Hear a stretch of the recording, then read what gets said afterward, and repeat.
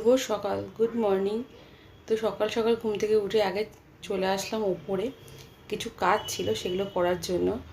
তো এই গাছটা তোমাদেরকে দেখিয়েছিলাম আগের ব্লগে। তো নিয়ে এসেছি দোকান থেকে আগের দিনকে কিনে। তো সেটাকেই রেখে দিয়েছি ওপরের একদম চারতলাতে। সেটা তোমাদের সাথে শেয়ার করা হয়নি, তো সেটাকে দেখালাম তোমাদেরকে, শেয়ার করে দিলাম। তো এখানে রেখেছি গাছটাকে। তো তারপরে দেখো নিচে চলে আসলাম। সকালবেলা ঘুম থেকে উঠে অনেক কাজ থাকে, কোনটা আগে করব আর কোনটাতে পরে করব সেটাই বুঝতে পারি না। এই ভাবতে ভাবতেই অনেকটা সময় চলে যায় যে কোনটা থেকে আগে কাজটা শুরু করব।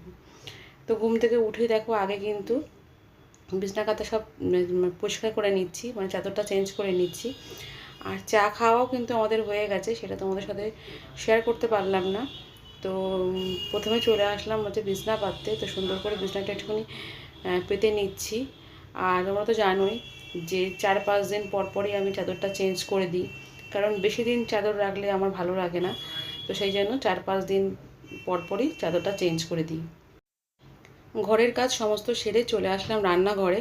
তো ডিম পোস্ট করছি, দেখো এটা প্রিন্সের পাপাকে দেব। আর তার সাথে কিন্তু করে নিয়েছি হচ্ছে বাটার টোস্ট। তো বাটার টোস্টের সাথে একটা ডিম পোস্ট করে দিলাম, তো এটা খাবে প্রিন্সের পাপা।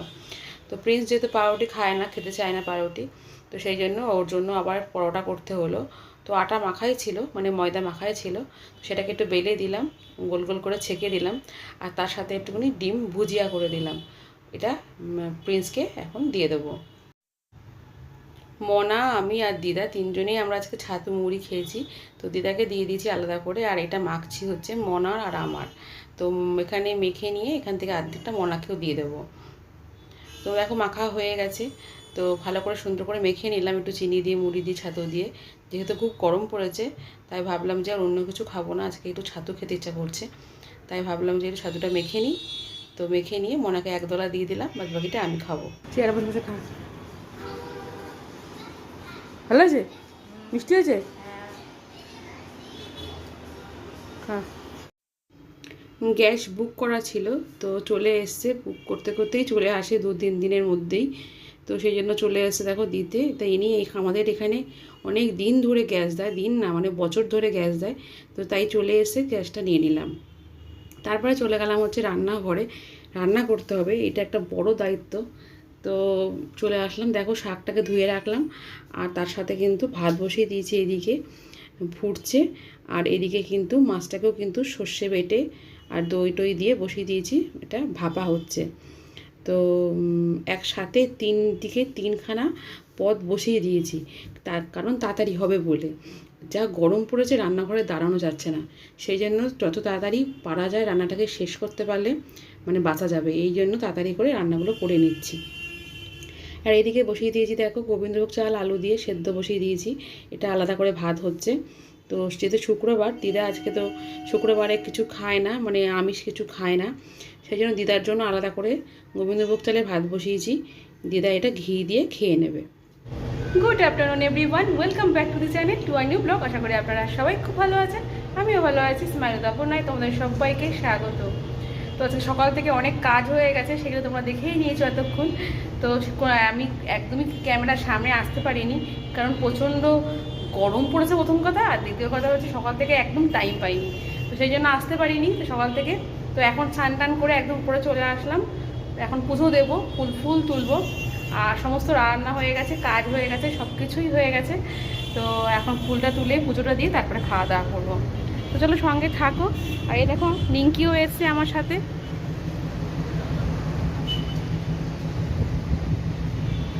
ও একটু বসে হাওয়া খাচ্ছে, ওরও ঘর ভাল লাগছে না গরমের মধ্যে, ঘরের মধ্যে কতক্ষণই বা বসবে।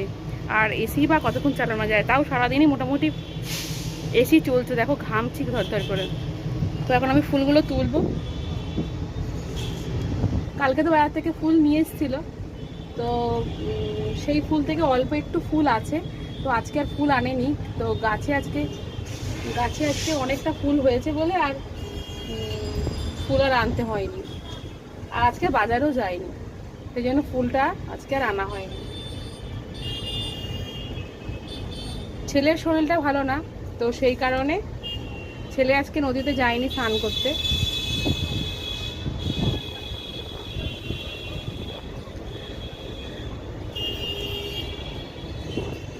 ফুলগুলো তুলে নিই ঝমঝম করে, দিয়ে পুজো দেবো। তাহলে সঙ্গে থাকো, ফুলটা তুলে নিই, তারপর দেখাচ্ছি। কতগুলো ফুল ফুটেছে দেখো আজকে আমাদের গাছে, অনেক ফুল ফুটেছে। এতগুলো করে ফুল ফুটলে তাহলে বাজার থেকে আর ফুল কিনতেই লাগে না। পুজো দিয়ে নিচে চলে আসলাম, এসে তারপরে দিদাকে খেতে দিলাম। তো ঘি ভাত দিদা আজকে খাবে, যেহেতু আজকে শুক্রবার তাই। আর আমাদেরও রান্না হয়ে গেছে। তো আজকে দুপুরের লাঞ্চের মেনুতে আছে ভাত, আর তার সাথে আছে শাক ভাজা। এটা কলমি শাক ভাজা, আগের দিন তোমার দেখিয়েছিলাম, বাজার থেকে নিয়ে এসেছিলো। তার সাথে আমরা চাটনি করে নিয়েছি। আর যেটা করেছি সেটা হচ্ছে সর্ষে ইলিশ।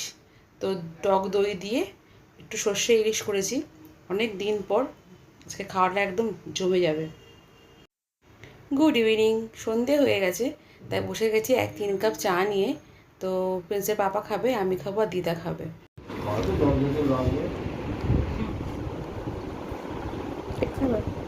কে খাবে? নাংটা, আসো আসো আসো আসো, এই যে এই যে এই যে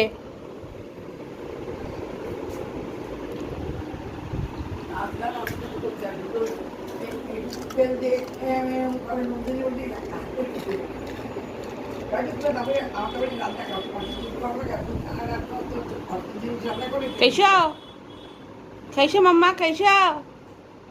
ঘড়ির কাঁটা বলছে 7:30 7:45 বাজে। তো চাটা খাওয়া কমপ্লিট হয়ে গেছে, এবার উপরে যাচ্ছি সন্ধে দিতে। এখন একটু সন্ধে দেবো। আর আজকে অনেকদিন পর দিদাও আসছে, দিদারও ভালো লাগছে না, গরমে এই কত আর এসি চালানো যায়। দিদাও আসছে, আসো আস্তে আস্তে আসো। ওপরে আজকে লাইট জ্বালানো হয়নি, অন্ধকার, নিচে কি গরম, আর উপরে দেখো ভীষণ হাওয়া দিচ্ছে। তারা চেয়ারটা বার করে দিই তোমাকে, তুমি চেয়ারে বসো, ছাদে দাঁড়াও একটু, চেয়ারটা বার করে দিই, এই ঘরে চেয়ারটা রয়েছে। বাবা এবার অন্ধকার, চেয়ারটা বার করলাম, দিদা তো দাঁড়াতে পারে না, একটু বসবে বলে। আসো,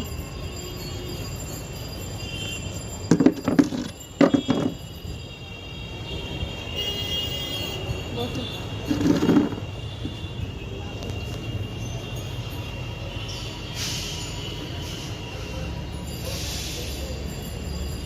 দিদা একটু বসুক, খাক ছাদে বসে।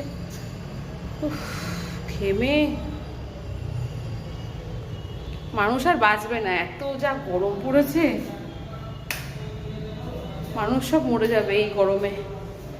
অতিরিক্ত গরম বাবা, নেওয়া যাচ্ছে না, এত গরম পড়েছে যে নেওয়া যাচ্ছে না।